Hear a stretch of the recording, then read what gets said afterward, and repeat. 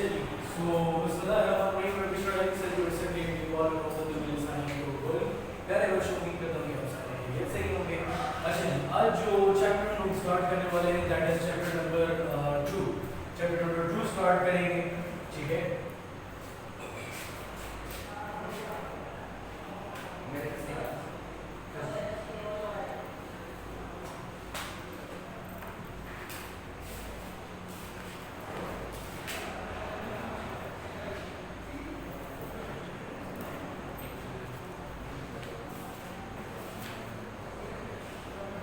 अच्छा सो आज जब हम चैप्टर 2 स्टार्ट करते हैं, बुक है किसके पास?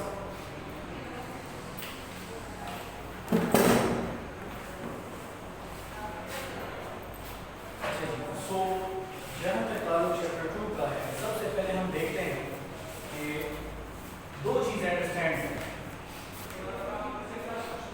आज जो चैप्टर्स हम पढ़ रहे हैं that is vectors and equilibrium.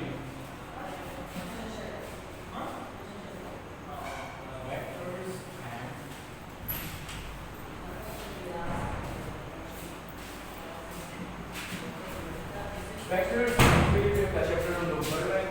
इस चैप्टर को समझने से पहले आपको कुछ बेसिक्स को अंडरस्टैंड करना बहुत जरूरी है, जैसे कि स्केलर्स। पहले आप ये समझेंगे कि स्केलर्स क्या होता है। इससे भी पहले अगर आपको याद हो, कल के लेक्चर में मैंने आपको बताया था कि मैग्नीट्यूड क्या है। कोई डिफाइन कर सकता है मैग्नीट्यूड किसे कहते हैं?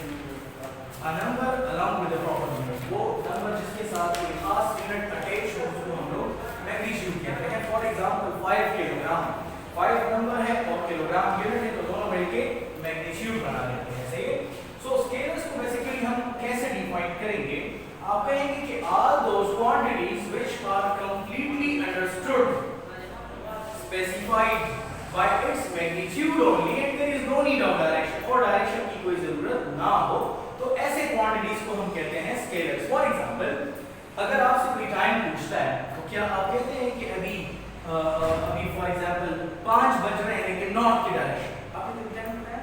नहीं। या आप फॉर एग्जांपल आप जा रहे हैं किसी भी शॉप के ऊपर, आप कहते हैं कि मुझे 5 किलोग्राम शुगर दे दें मेरे घर की डायरेक्शन, आपने कोई डायरेक्शन बताया? नहीं, डायरेक्शन की जरूरत नहीं होती क्योंकि आपकी सारी बात समझ आ जाती है सिर्फ और सिर्फ मैग्नीट्यूड बता देने से। तो आप कहेंगे all those quantities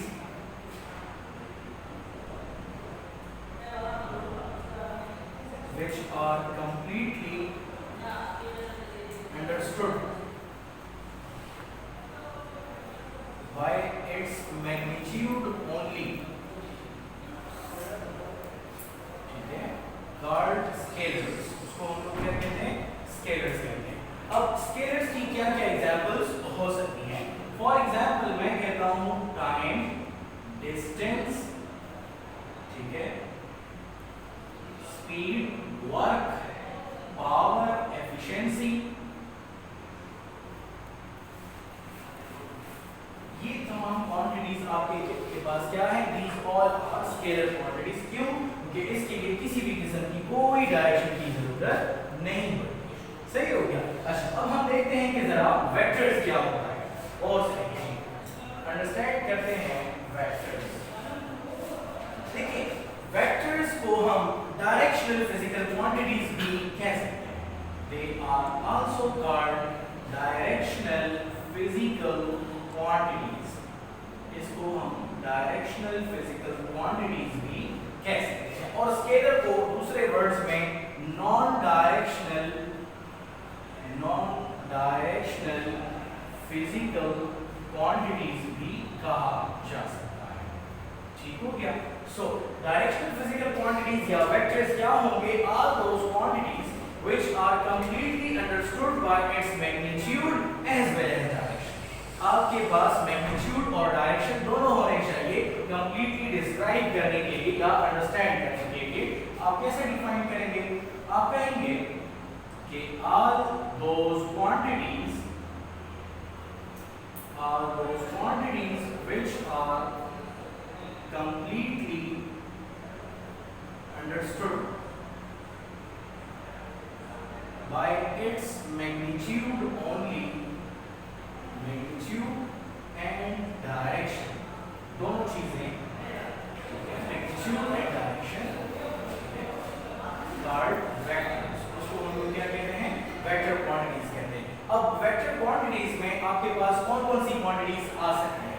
चलिए फोर्स, ठीक है, acceleration, velocity, displacement, momentum, torque, ये तमाम क्वांटिटीज आपके पास वेक्टर क्वांटिटीज हैं। मुझे एक बात बताएं, मैंने आपको मैग्नीट्यूड बता दी, मैंने कहा 5 किलोग्राम, ठीक है, या चलिए मैं कहता हूं 5 न्यूटन, ठीक है, मैंने कहा 5 न्यूटन फोर्स, मैंने आपको मैग्नीट्यूड ऑफ फोर्स बता दी। आपके हाथ में मैंने एक बॉल दिया और मैंने कहा कि आपने इस बॉल के ऊपर 5 न्यूटन फोर्स लगाना है। अगला क्वेश्चन आता है, मैग्नीट्यूड तो आपको पता लग गया है कि बॉल के ऊपर 5 न्यूटन फोर्स लगाना है, लेकिन किस डायरेक्शन में लगाना है, नॉर्थ, ईस्ट, वेस्ट, साउथ, आपको तो नहीं मालूम, समझ रहे हैं आप? सो आपके पास क्या होगा, ये हमारे पास वेक्टर क्वांटिटीज होंगी। सो कौन-कौन सी वेक्टर क्वांटिटीज हैं? फॉर एग्जांपल फोर्स, ठीक है, आपके पास फोर्स है, टॉर्क है, ठीक है, वेलोसिटी है,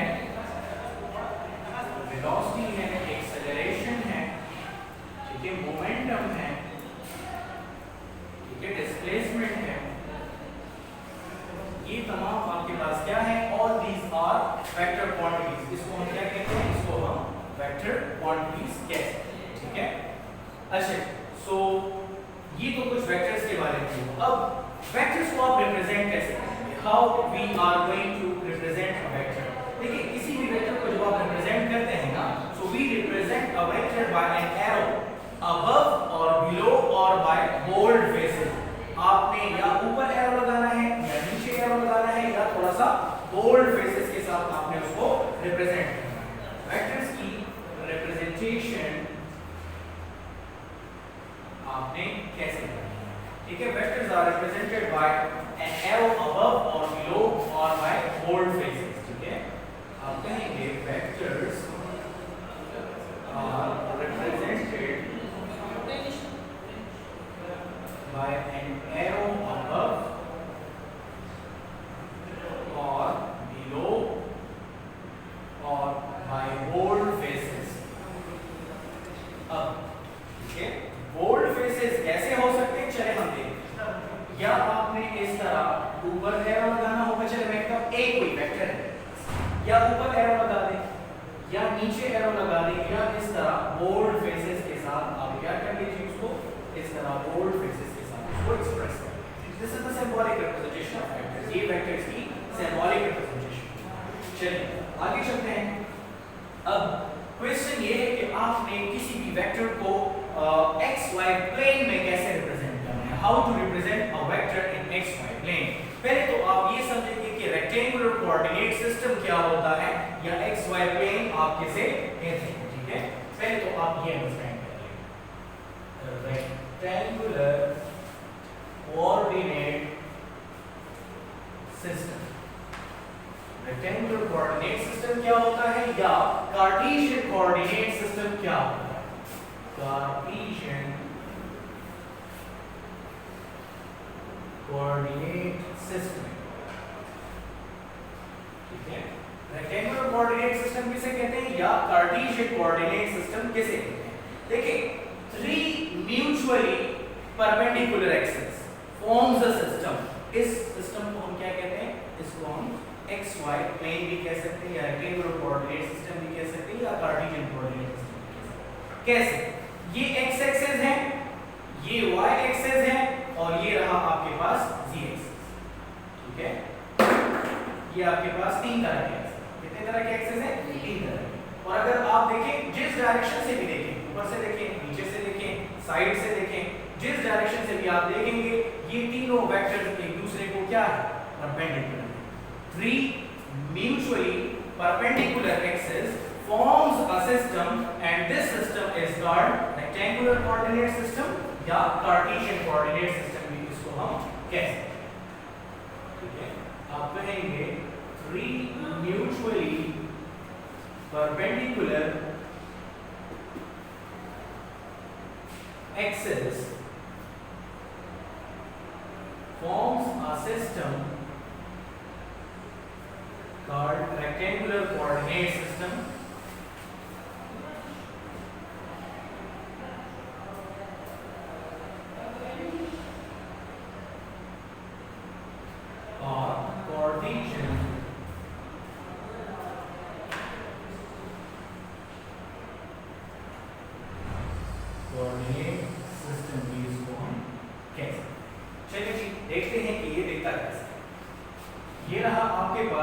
x axis,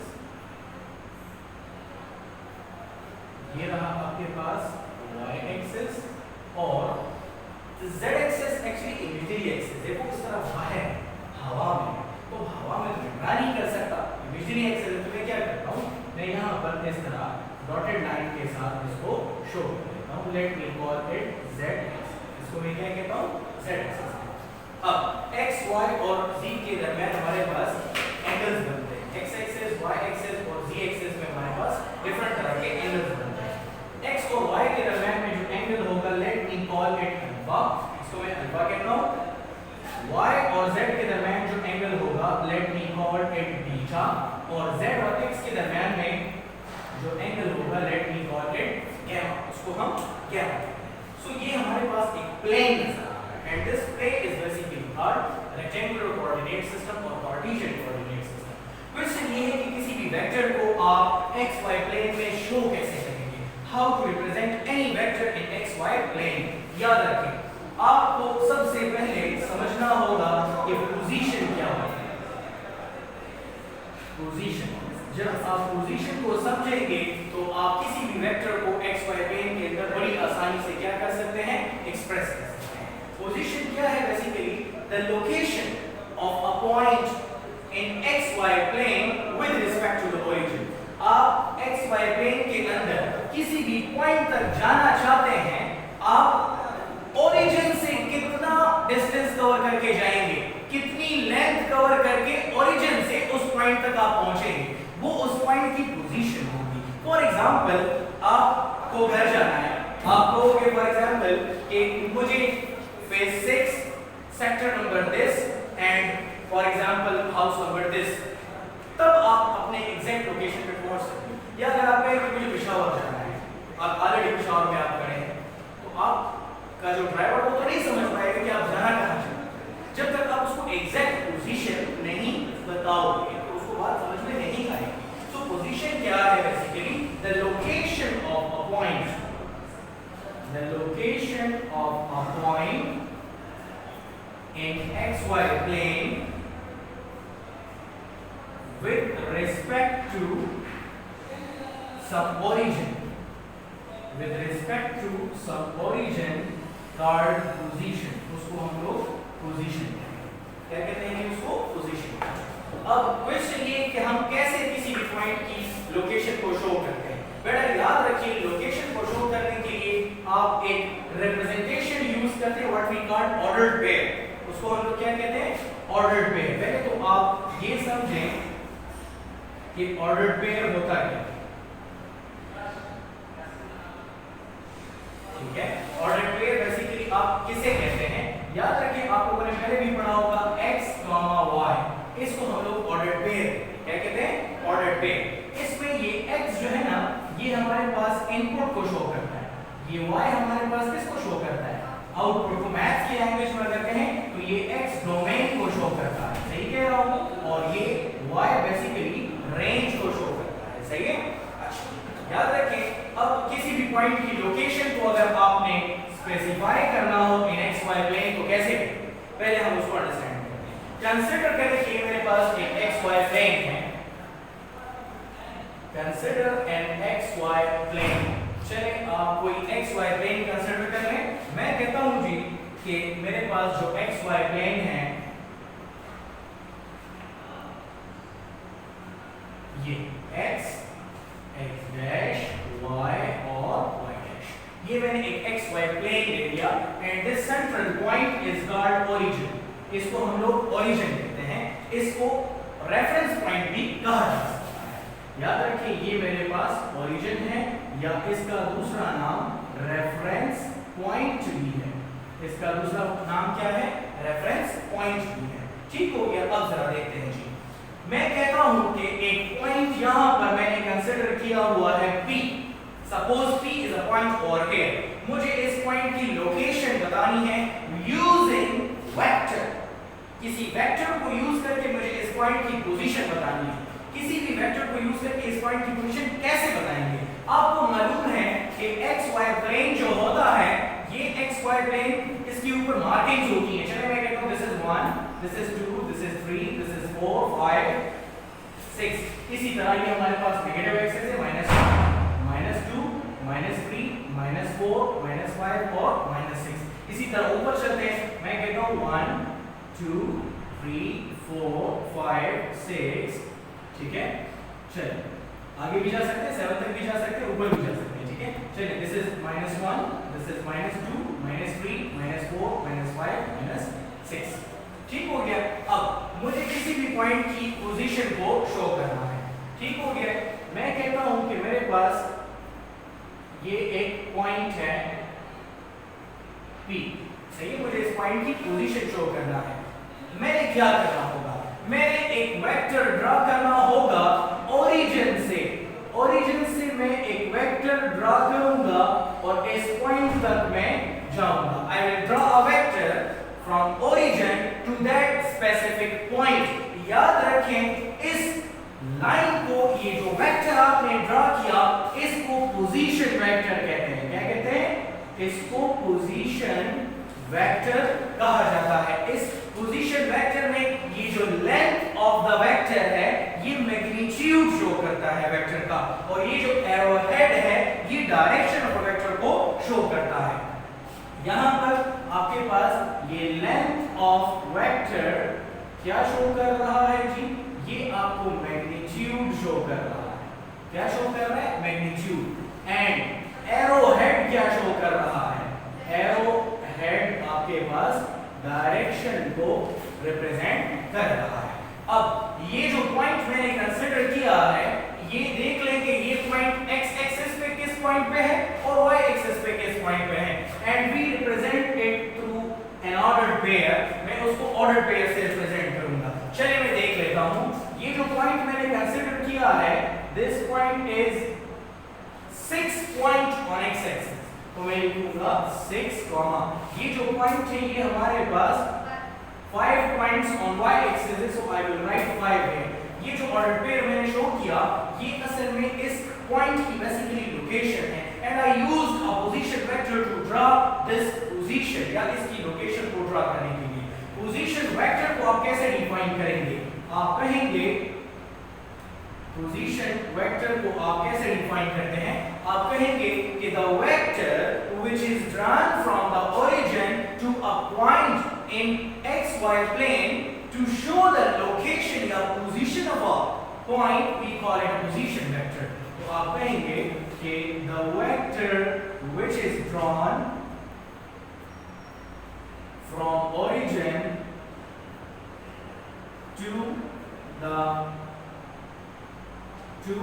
any point in xy plane to show the location or position of a point with respect to some origin,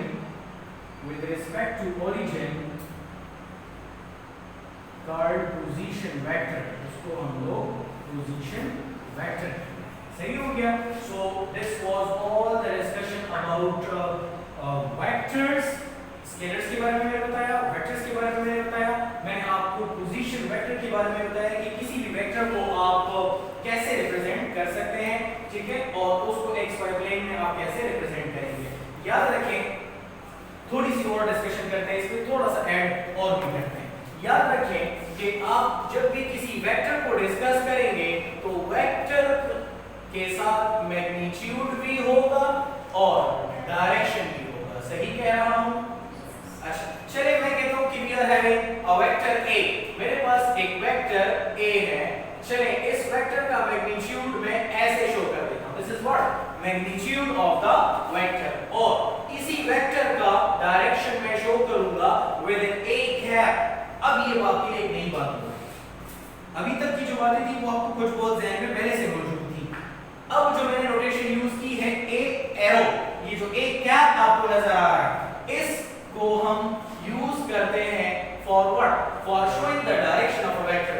इसको हम लोग कहते हैं a कैप। क्या कहा जाता है? a कैप, या इसको हम लोग यूनिट वेक्टर भी कह सकते हैं। क्या कह सकते हैं? यूनिट वेक्टर भी कह सकते हैं। और ये यूनिट वेक्टर हम क्यों यूज करते हैं? the direction